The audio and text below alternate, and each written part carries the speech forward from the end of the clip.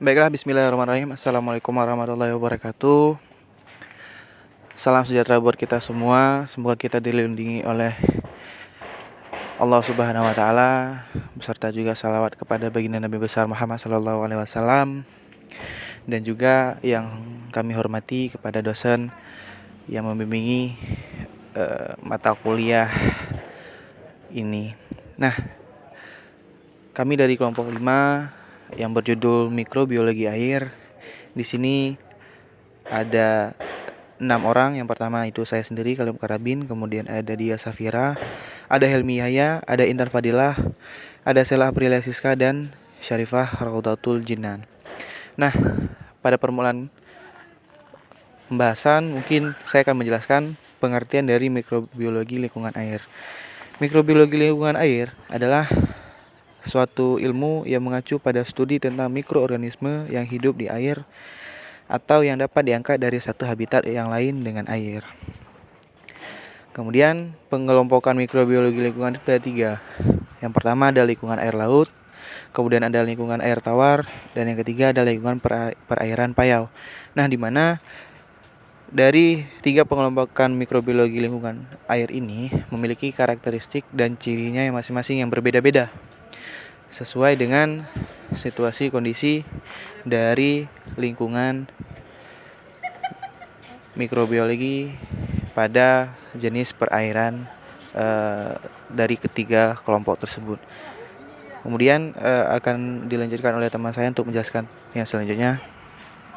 Nah, baiklah, di sini saya akan menjelaskan mengenai faktor-faktor yang dapat mempengaruhi keberadaan mikroba yang ada di dalam air,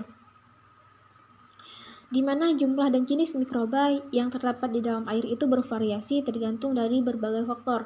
Faktor-faktor ini ada 2, yaitu faktor abiotik dan faktor biotik. Pertama, saya akan menjelaskan tentang faktor abiotik. Di faktor abiotik terdapat temperatur, di mana mikroorganisme yang hidup di dalam air mempunyai tingkat toleransi yang berbeda terhadap temperatur, tergantung dengan jenis mikrobanya. Nah, ada beberapa mikroba yang dapat bertahan hidup pada temperatur yang tinggi, tetapi pada tingkat tertentu kenaikan temperatur menyebabkan kematian. Dan pula, penurunan temperatur yang mendadak dapat menyebabkan terganggunya metabolisme mikroba. Yang kedua ada konduktivitas. Konduktivitas atau yang biasa disebut dengan daya hantar listrik menunjukkan bilangan yang menyatakan kemampuan air untuk menghantar arus listrik. Nah, konduktivitas ini bergantung pada jumlah ion-ion terlarut dalam air atau disebut juga dengan salinitas. Konduktivitas bertambah dengan jumlah yang sama dengan bertambahnya salinitas yang ada di dalam air.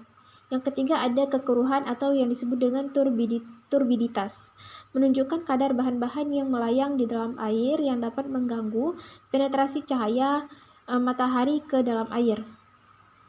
Nah, bila air keruh menunjukkan adanya senyawa-senyawa organik yang bila dilakukan proses klorinisasi terhadap air tersebut akan mengakibatkan terbentuknya kloroform yang dapat membahayakan kesehatan bila dikonsumsi. Yang keempat ada cahaya. Pada beberapa bakteri, efek cahaya dapat merusak sel bakteri. Efek tersebut biasanya berasal dari sinar ultraviolet yang berasal dari sinar matahari.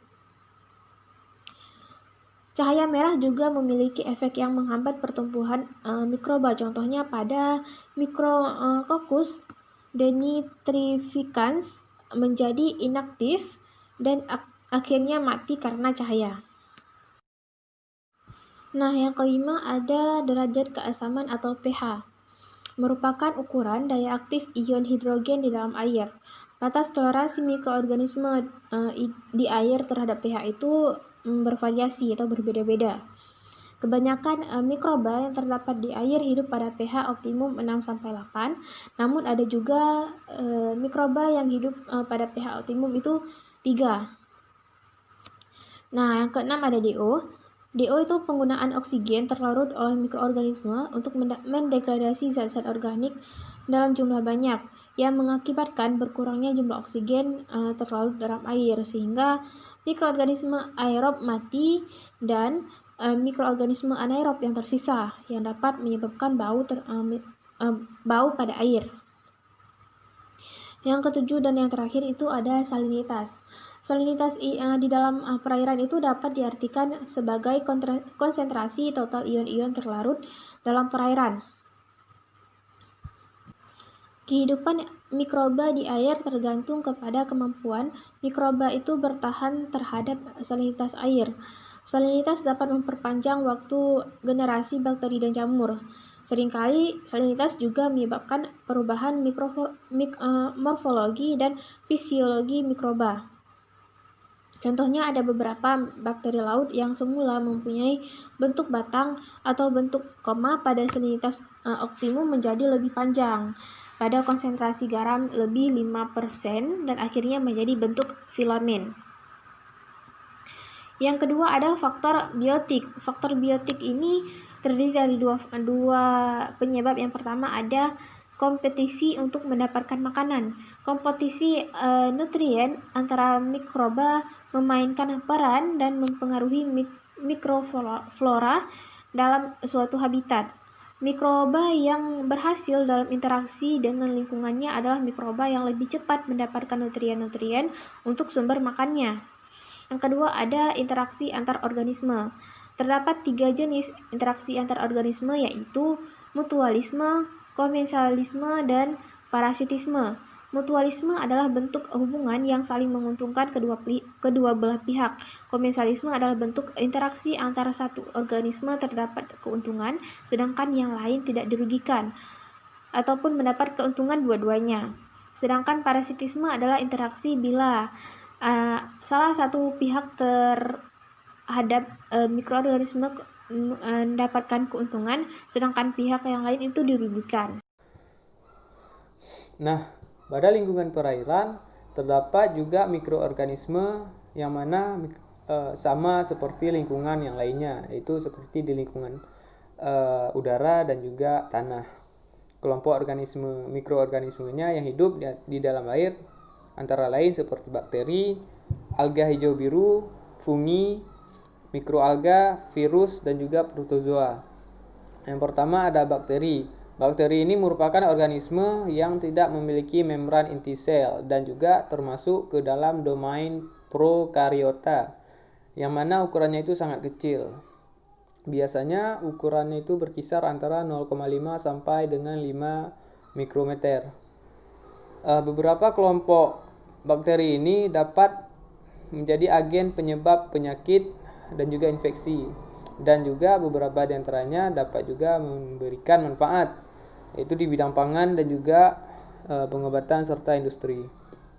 Yang kedua ada alga hijau biru atau biasa disebut dengan cyanobacteria, yaitu filum bakteri yang mendapatkan energinya melalui fotosintesis, di mana cyanobacteria ini dapat hidup di berbagai habitat di bumi seperti air tawar, air laut, ekosistem darat, dan juga dapat ditemukan di relung yang ekstrim seperti sumber air panas, pabrik garam, dan juga teluk air tawar.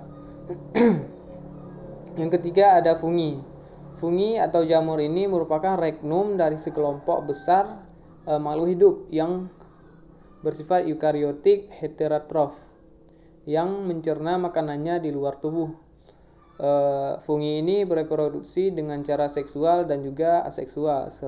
Kemudian untuk ilmu yang pelajari tentang fungi ini disebut dengan mikologi. Yang keempat ada mikroalga. Mikroalga ini sesuai namanya, dia sangat berukuran kecil, di mana spesies ini merupakan uniseluler yang ada secara individual atau dalam rantai atau juga dalam kelompok. Ukurannya bergantung spesiesnya, itu hanya berkisar beberapa mikrometer saja. Kemudian tidak seperti tumbuhan tingkat tinggi, mikroalga ini tidak memiliki akar, batang, dan daun. Yang kelima ada virus, yaitu merupakan mikroorganisme patogen yang hanya dapat bereplikasi dalam sel makhluk hidup. Semua bentuk makhluk hidup, bentuk kehidupan yang ada dapat diinfeksi oleh virus, yaitu seperti hewan, tumbuhan, bakteri, dan juga arkea. Dan yang keenam terakhir ada protozoa. Protozoa ini dari bahasa Yunani yang artinya hewan pertama, di mana dia termasuk ke dalam kelompok protista eukariotik. Kadang-kadang antara protozoa dan algae kurang jelas perbedaannya karena hampir mirip. Kebanyakan dari protozoa ini hanya dapat dilihat di bawah mikroskop saja karena ukurannya yang kecil. Baiklah, saya Dia Safira akan melanjutkan penjelasan mengenai keuntungan dan kerugian mikroorganisme dalam air. Yang pertama, keuntungan mikroorganisme dalam air.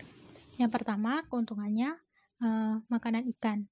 Banyak plankton, baik fitoplankton atau zooplankton, merupakan makanan utama ikan, sehingga kehadirannya merupakan tanda kesuburan perairan tersebut. Jenis-jenis mikroalga misalnya kolera, hydrodition, pinularia, scandesmus, dan tabellaria. Yang kedua, dekomposer, yakni pengolahan limbah secara biologis. Yang ketiga, sebagai produsen. Adanya mikroalga yang dapat berfotosintesis sehingga meningkatkan oksigen terlarut. Yang keempat, sebagai konsumen. Hasil rombakan organisme dimanfaatkan oleh mikroalga, bakteri, dan jamur. Selanjutnya, kerugian mikroorganisme dalam air. Yang pertama, kerugiannya adalah menjadi penyebab penyakit, seperti salmonella, penyebab tipus atau paratipus, Shigella, penyebab disentri atau baciller, Vibrio, penyebab kolera, Entamuba, penyebab disentri amuba, Schistosoma, penyebab schistosomiasis, Cryptosporidium parvum, penyebab cryptosporidiosis. Dan yang kedua, mengubah kualitas air. Kehadiran alga biru atau blooming alga dalam air dapat menyebabkan perubahan warna air. Air menjadi licin karena dapat menghasilkan lendir, dapat menimbulkan bau dan rasa pada air. Dan yang ketiga atau yang terakhir, mengganggu ekosistem perairan. Branchiomyces atau gill, penyebab penyakit busuk insang pada ikan yang disebabkan oleh jamur Branchiomyces sanguinis dan Branchiomyces demigrans. Spesies jamur ini biasanya dijumpai pada ikan yang mengalami stres lingkungan. Selanjutnya yaitu mikroorganisme sebagai indikator kualitas air.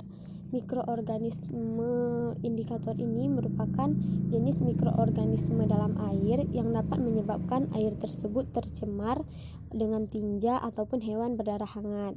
Dengan kata lain, adanya peluang bagi organisme patogen yang ada dalam pencernaan untuk masuk ke air dalam jumlah yang besar. Escherichia coli ataupun E. coli merupakan penghuni normal saluran pencernaan manusia dan hewan yang berdarah panas. Pengukuran air bersih secara bakteriologis dilakukan dengan melihat keberasan organisme golongan coliform sebagai indikator yang paling umum. Idealnya air minum itu tidak boleh mengandung mikroorganisme patogen apapun. Dia juga harus bebas dari bakteri yang memberi indikasi pencemaran tinja. Nah, biasanya E. coli ini menunjukkan apakah air tersebut terjadi pencemaran oleh tinja. Jadi berdasarkan Permenkes nomor 492 tahun 2010, air yang digunakan sebagai air minum itu dalam 100 ml airnya total coliformnya harus 0.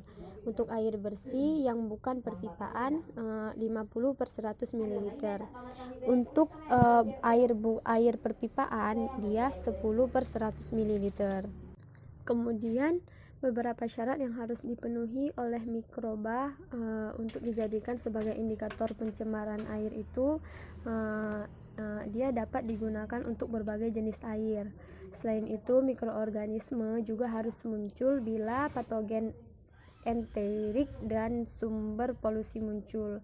Kemudian dia juga mudah diisolasi, murah, mudah diidentifikasi dan juga mudah dihitung. Dan juga jumlahnya lebih banyak dan lebih tahan lama dibanding patogen. Nah, selanjutnya ada dua metode yang biasa digunakan untuk menguji kualitas bakteriologi, yaitu ada metode MPM dan metode TPC. Metode MPM merupakan singkatan dari most probable number, gunanya untuk mendapatkan jumlah sel bakteri golongan coliform dan E. coli yang berasal dari fekal maupun non-fekal. Untuk parameter mikrobiologinya terbagi atas dua. Yang pertama E. coli dengan jumlah satuannya adalah 100 mili per sampel. Dan yang kedua ada total bakteri coliform dengan jumlah satuannya adalah 100 mili per sampel. Nah, kemudian ada indikator kehadiran bakteri coliform merupakan polusi ataupun kotoran akibat kondisi sanitasi yang buruk, baik itu berasal dari air maupun makanan. Bakteri coliform ini terbagi akan dua. Yang pertama ada bakteri fekal, yaitu bakteri yang berasal dari tinja manusia ataupun mamalia. Contohnya ada E. coli atau disebut juga dengan Escherichia E. coli. Yang kedua adalah non-fekal, yaitu yang berasal dari sumber lain. Contohnya Enterobacter agrianus dan Klebsiella. Adapun metode kedua yaitu metode TPC, yaitu singkatan dari Total Plate Count, yang berarti cara perhitungan jumlah mikroba yang terdapat pada suatu produk dengan cara menumbuhkan mikroba tersebut pada suatu media agar dengan suhu tertentu dan masa inkubasi yang telah ditetapkan. Prinsip penggunaan metode TPC ini adalah menumbuhkan mikroba pada suatu media sehingga mikroba itu dapat berkembang biak dan membentuk beberapa koloni dan dapat dilihat langsung dan dapat dihitung tanpa menggunakan mikroskop. Nah, sekian presentasi daripada kelompok 5. Lebih dan kurang kami mohon maaf. Dan apabila ada pertanyaan, silahkan ditanyakan pada sesi tanya jawab. Dan kami akhiri, wabillahi taufik wal hidayah. Wassalamualaikum warahmatullahi wabarakatuh.